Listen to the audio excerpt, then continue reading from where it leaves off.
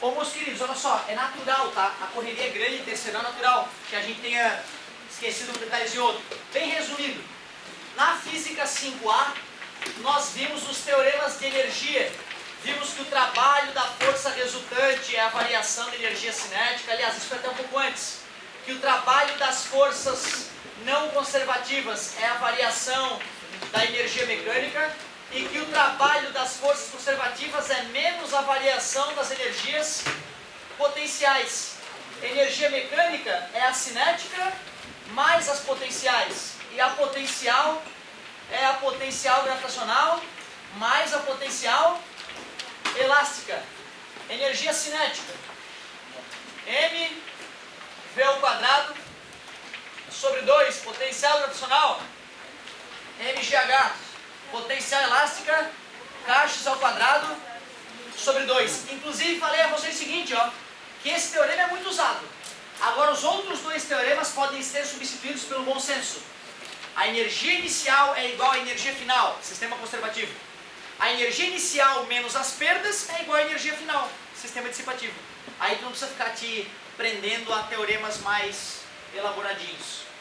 Na física B, cara, na física 5B, nós vimos o que era densidade, massa sobre volume, e o que era massa específica, que também é massa sobre volume. Densidade vale para tudo, massa específica vale só para objetos maciços. Porque massa específica é a característica de um material, de uma substância, e não de um corpo. Vimos que a pressão que um objeto exerce sobre outro é a força distribuída pela área. E essa força deve ser uma força normal, a área. Usando essa ideia, e a ideia de peso e a ideia de densidade, eu mostrei para vocês que a pressão no fundo de um recipiente é μg hoje. É mi ou é rho que a gente tem usado, hein? Mi mesmo? Mi. Só que eu te mostrei que se tiver uma pressão em cima desse fluido, tem que somar o P0, né? É o que a gente chama de teorema de Stevin. Além disso, nós vimos que numa prensa hidráulica, a força sobre a área é igual à força sobre a área, a fórmula clássica da prensa hidráulica. E vimos outras fórmulas também da prensa hidráulica. Vimos também que... O que mais que a gente viu dessa parte? Tem um caderno e tudo, que coisa linda. Isso, princípio de Pascal, que quando tem vasos comunicantes, né? Mi vezes H mais Mi vezes H mais blá blá blá igual Mi vezes H mais Mi vezes H. Então assim, cara, se tu for ver desse volume 5, já tem bastante coisa para tu exercitar. Tem bastante coisa para tu exercitar. Isso foi visto no passado, mas as coisas se apagam na mente, tem que dar uma boa revisada. A notícia boa é que a física C é muito light, essa aula. Essa aula de física 5C. Deve ter começado um pouquinho antes aqui, né? Ele, na primeira aula, só fala dos efeitos da corrente elétrica. Só fala dos efeitos da corrente elétrica. Uma aula teórica light pra caramba.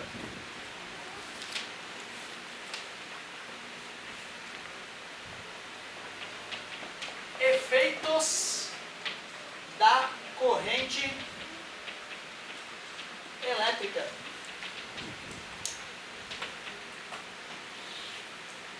Eu lembro que eu só fui ter contato com essa maneira de ensinar os efeitos da corrente elétrica com material positivo. Então tu vê, né, cara? São 5 efeitos da corrente elétrica que a gente tem que saber. Um efeito da corrente elétrica que acho que a maioria das pessoas já deve ter percebido é o choque elétrico, né?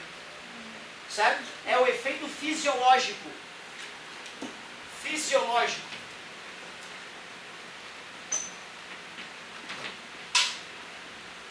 Os teus músculos, eles se contraem devido a um processo, né, muito elaborado que envolve cargas elétricas, cátions e ânions.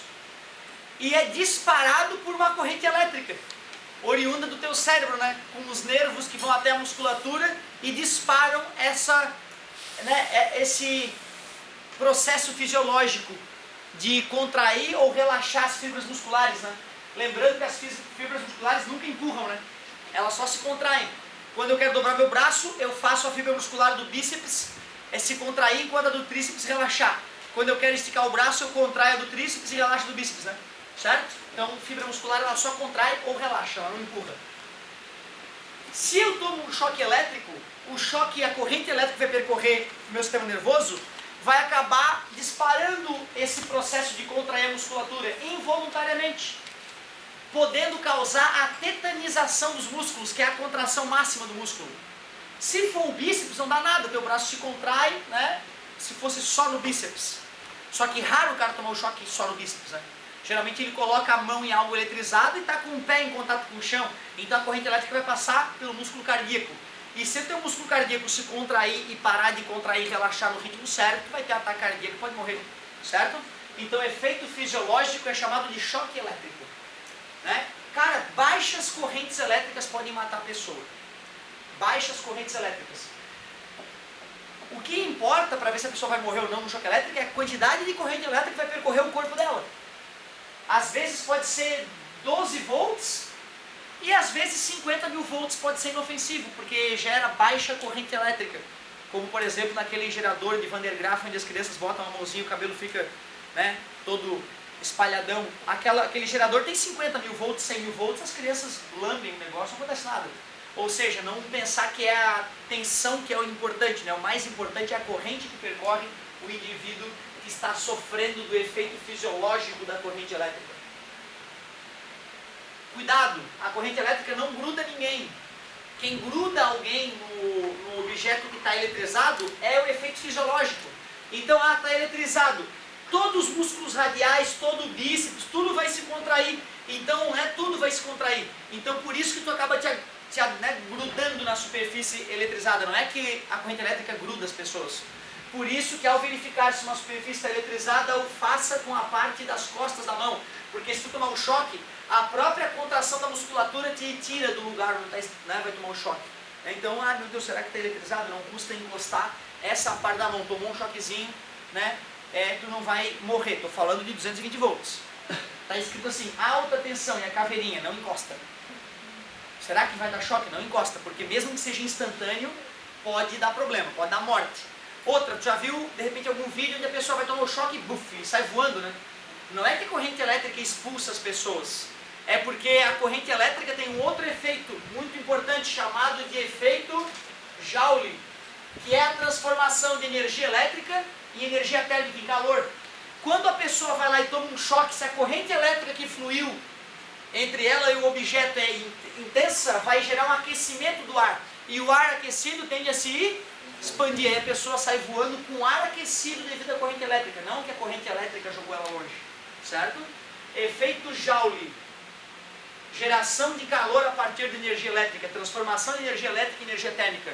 É principalmente observada nos resistores, que ao resistir à passagem de corrente elétrica, gera calor pelo atrito, né, dos elétrons com a estrutura atômica, à medida que o elétron tenta fluir pela estrutura atômica. Um outro efeito interessante da corrente elétrica que a gente está usando agora é o efeito luminoso. O efeito luminoso. Quando um gás a baixa pressão é percorrido por corrente elétrica, ele tende a brilhar. E a gente chama isso de efeito luminoso da corrente elétrica. A química fala disso melhor do que nós físicos, né? O elétron está lá orbitando, né? O elétron de valência está lá orbitando a última camadinha, a mais energética do átomo. Quando a corrente elétrica vai percorrer esse átomo de gás a baixa pressão, esse elétron se excita e passa a orbitar uma camada mais externa, né? Quando esse elétron vai retornar para o orbital de origem, ele tem que devolver essa energia que ele tinha absorvido. E ele o faz emitindo um fóton, certo? E aí acontece essa mágica aí. O mesmo fenômeno que explica a aurora boreal. A aurora boreal, vocês sabem a aurora boreal? Que é nos polos do planeta, né? A atmosfera fica com cores muito bonitas, geralmente esverdeadas, né? E fica uma coisa temeluzente, bonito. Isso, na verdade, é exatamente o que está acontecendo na lâmpada. Na parte alta da atmosfera, a pressão é baixa. Então lá tem gases a baixa pressão. E os ventos solares atingem o polo do planeta, gerando uma diferença de potencial grande entre o chão e a parte alta da atmosfera. Tem alta tensão e tem gás a baixa pressão. Efeito luminoso da luz, da corrente elétrica, vai brilhar. Efeito luminoso da luz é bom.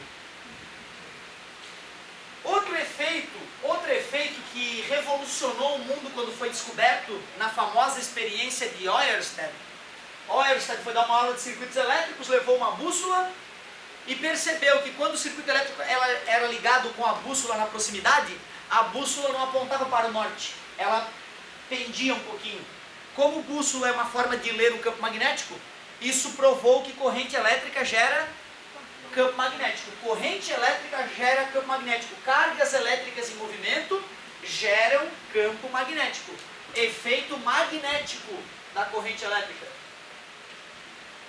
Poderia exemplificar com o famoso eletroímã, né, que geralmente a gente vê na televisão, né, que é um guindaste que tem uma bobina com fio, um monte de fio grosso enrolado em volta, e aí o operário desse guindaste leva essa bobina com fio enrolado para perto de um carro e aperta o botão para a corrente elétrica começar a fluir pela bobina. Como corrente elétrica gera campo magnético, o ímã é ligado, o eletroímã é ligado e o carro gruda. Aí o guindaste leva o carro que está no ferro velho, né, até o triturador, e aí o operário do guindaste solta o botão. Quando ele solta o botão, a corrente elétrica deixa de fluir pela bobina e o campo magnético desaparece, o carro cai. Certo? Então, o eletroímã, dá para fazer um em casa, né? Pega um prego, enrola, certo? Um pedacinho de fio no prego, liga numa bateria, aquele fio vai passar corrente elétrica e vai gerar campo magnético, vai virar um eletroímã, né? Como alguns fizeram na feira de ciência. Magnético. E o último efeito da corrente elétrica é o efeito químico. Poxa, as reações químicas envolvem troca de elétrons, não é isso? E a corrente elétrica é movimento ordenado de elétrons. Então, se eu tiver uma reação química e usar a corrente elétrica a favor dela, eu posso acelerar a reação química, ou retardar, se eu jogar a DDP no sentido oposto da reação química. E uma reação química industrial muito importante é a pintura eletrostática, que permite defender superfícies metálicas da corrosão, devido à colocação de uma película protetora, que a gente chama de tinta. A pintura eletrostática não é tu pegar um pincel e pintar uma superfície. A pintura eletrostática, tu mergulha o objeto que tu quer pintar dentro de um tanque que tem tinta. Conecta a estrutura desse metal que vai ser pintado com pintura eletrostática no polo positivo e conecta o galão de tinta no polo negativo. Assim, quando a corrente elétrica fluir da tinta para o aço, vai carregar consigo partículas de tinta. E aí, cara, vai aderir de um jeito que haja lixa para tirar depois. Uma superfície metálica protegida com uma boa pintura eletrostática é difícil de arranhar, devido à qualidade de adesão ali que vai ter da tinta com a superfície metálica, já que a tinta, as moléculas de tinta, né, de pigmento, estão sendo carregados pela corrente elétrica. Ou seja, a corrente elétrica está ajudando para uma reação química, né, que é a adesão da tinta com a superfície metálica. Então é o efeito químico da corrente elétrica. Saber que existem esses 5 efeitos da corrente elétrica é muito importante. Será que eu esqueci de algum? Às vezes eu esqueço de algum, cara. Isso aí, bora cá. Isso aí, meus queridos. Aí tu vê, né? Esses exercícios após essa aula, alguns deles devem usar conceitos de aulas anteriores de circuito elétrico, né? Uri não, né? V igual a R vezes I, né? Forma sagrada, né? Associação de resistores em série, somos resistores, e a corrente elétrica é a mesma. A associação de resistores em paralelo, 1 sobre R é igual a 1 sobre R1, mais 1 sobre R2, mais 1 sobre R3, e a DDP é que é igual, né? Isso tudo deve ser necessário para os exercícios dessa aula. E depois, deixa eu ver, aí, cara, tu vê que legal, ele vai dar uma segurada na eletrodinâmica e vai começar a trabalhar a eletrostática. O nosso material é assim, a maioria dos outros materiais começa com a eletrostática e depois é que vai para a eletrodinâmica. Lembra quando eu te ensinei que calcular a potência elétrica é V vezes I? Né? Pega a tensão elétrica e multiplica pela corrente elétrica, né? Eu não te provei por que era isso, né? Eu te empurrei boca abaixo, ó galera, potência é V vezes I. Agora que nós vamos começar a estudar eletrostática, vai ser bem light esse começo. Aí, depois de algumas semaninhas de aula, eu vou poder deduzir para ti a forma da potência, te explicar coisas que antes eu te empurrei boca abaixo. Legal. Então tu vê, né, cara? Vamos dar uma segurada na eletrodinâmica e vamos começar outra história agora. Eletrostática. Que aula era essa aqui, gente? Só para... Aula 13?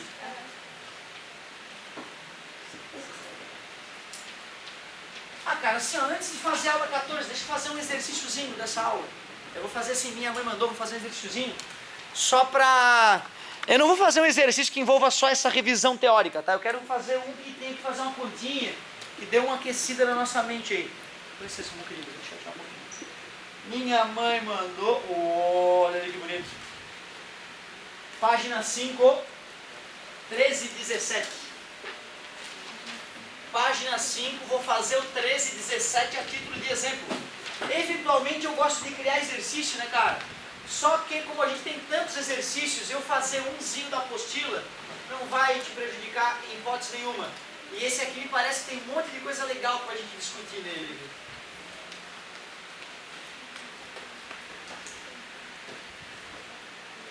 Que coisa mais querida, dá uma olhada, cara. Circuitinho meigo para alegar nossa tarde.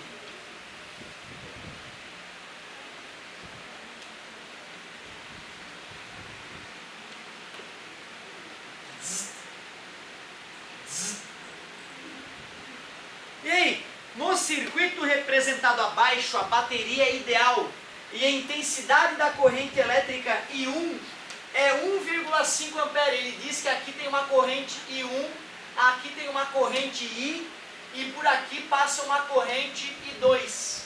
Ele garante que I1 é 1,5 ampere.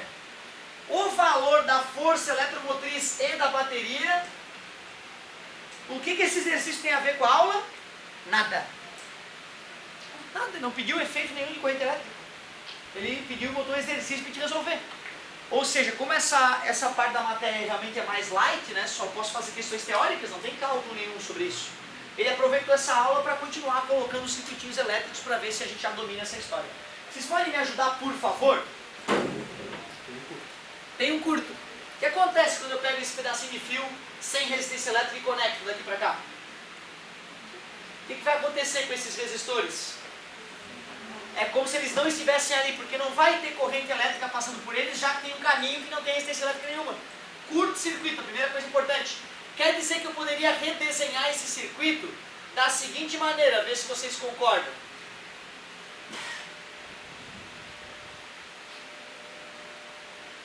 Retirei os resistores que estão em curto.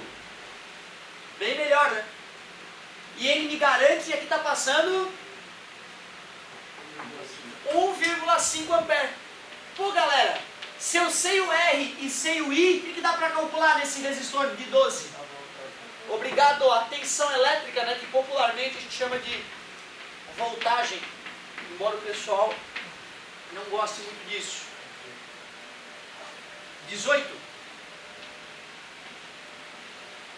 Que conclusão eu tiro se daqui até aqui tem 18 volts? Que esse cara está, como é que é a ligação entre eles? É a mesma DDP por estarem em paralelo. Então se esse cara tem 18 volts, esse também tem, né? V igual a R vezes I. V igual a R vezes I. 18 é igual, o R é 4. Dá para calcular o I, está multiplicando, passa 9, 4,5. 4,5. Se por aqui passa 1,5 e por aqui passa 4,5 ampere, quanto que estava chegando? 4, 5, 6 ampere. Se eu sei a corrente elétrica e sei o R, dá para calcular o quê? V igual a R vezes I. Caramba, eu chamo de fórmula sagrada porque é mesmo, né? Se esse cara daqui para cá tem 12 volts e daqui para cá tem 18, quanto tem daqui até aqui? 6 mais 18?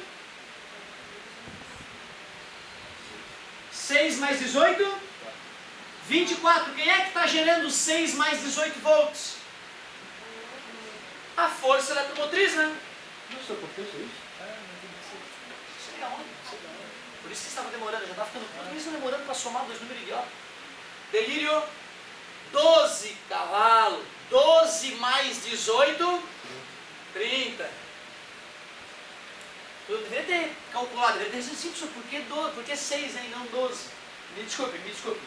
Aí, sabe? Cara, tu vê, né? 1, 2, 3 vezes V igual a R vezes I, né?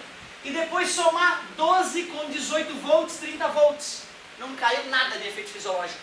Deve ter alguns exercícios desse tipo aí para tu te manter em forma com circuitos elétricos, certo? Então um bom exemplo aí para mostrar o nível, né, esperado, o nível básico esperado para a gente matar questõezinhas aí que a gente já tinha até enfrentado coisa parecida. Aí sim, aí eu me sinto à vontade de a gente dar uma avançadinha para a aula 14 aí, que vai mudar totalmente a brincadeira. Vai ficar mais light esse começo. Eletrostática. Vamos deixar as cargas elétricas em movimento um pouquinho de lado e vamos começar a estudar cargas elétricas em repouso. Nome justo, eletrostática.